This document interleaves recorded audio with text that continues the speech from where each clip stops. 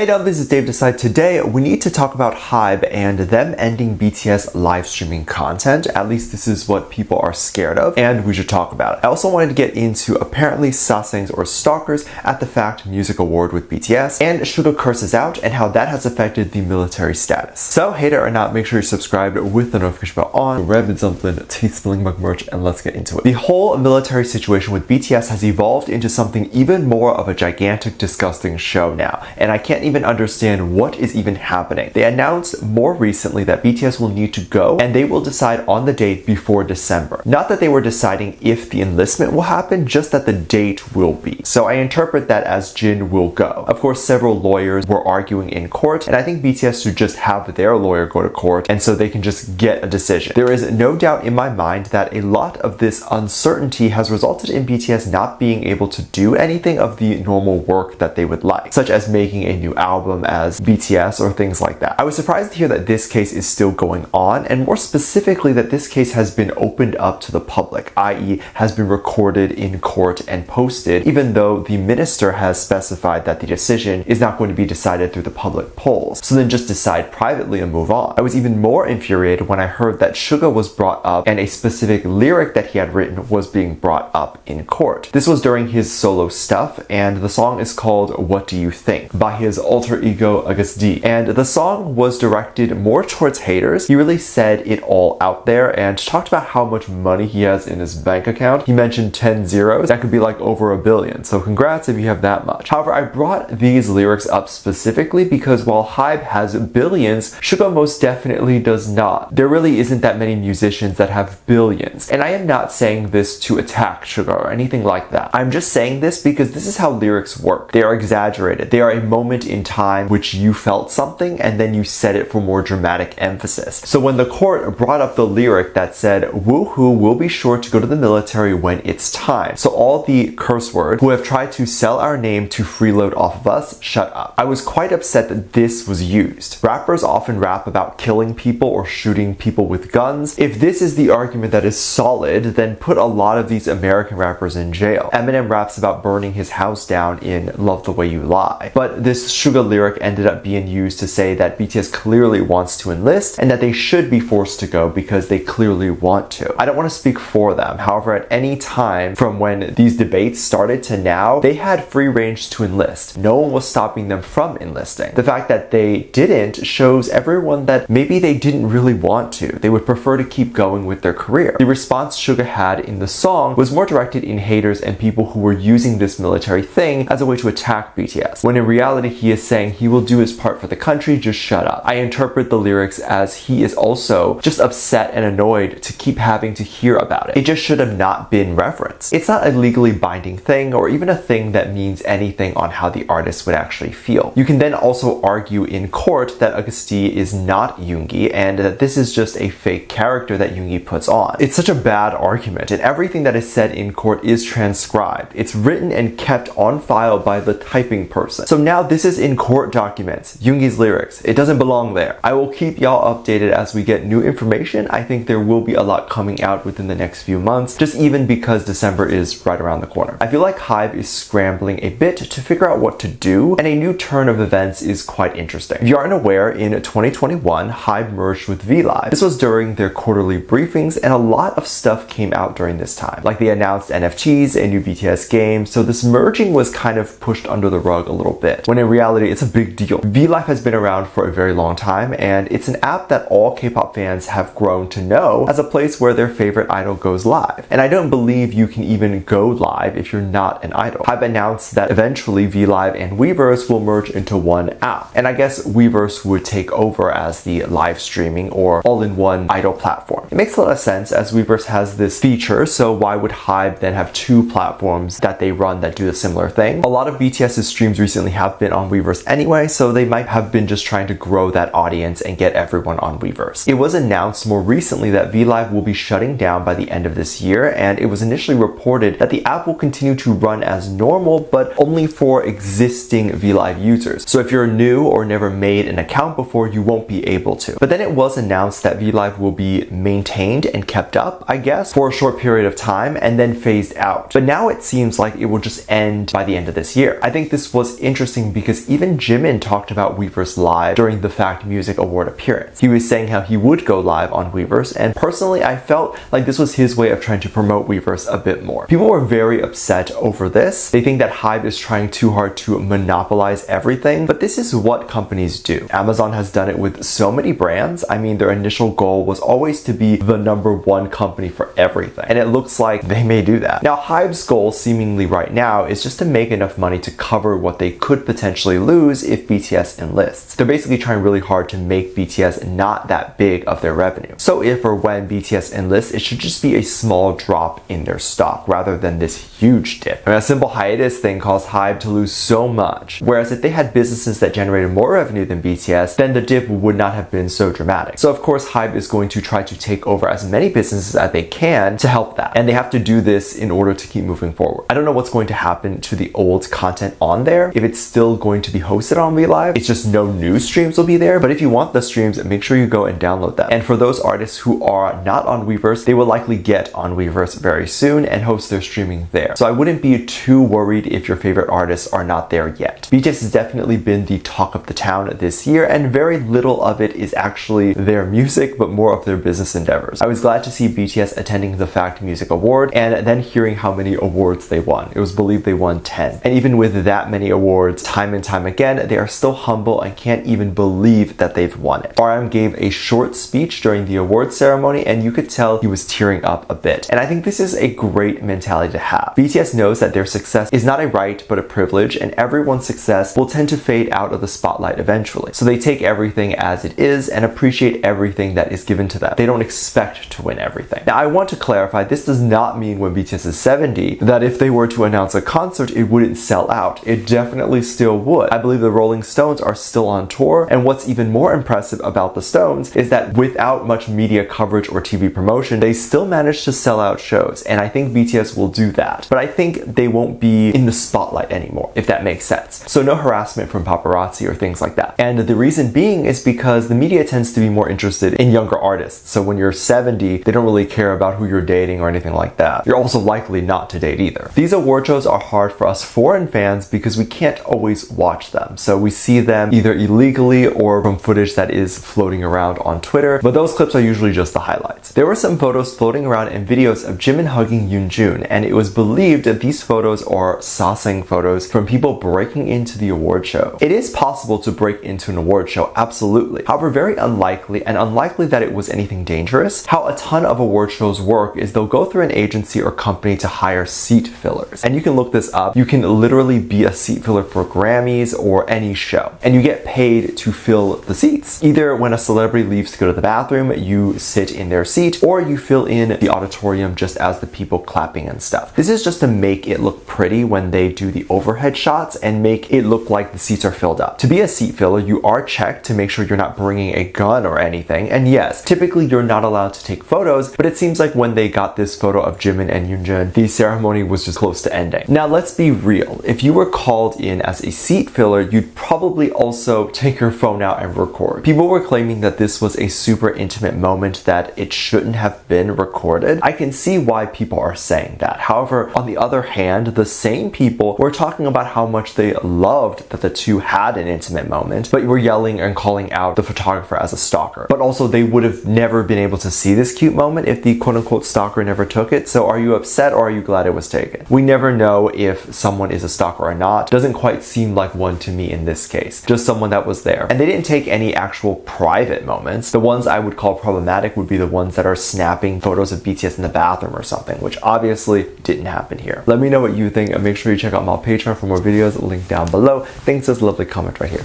Love you. Bye.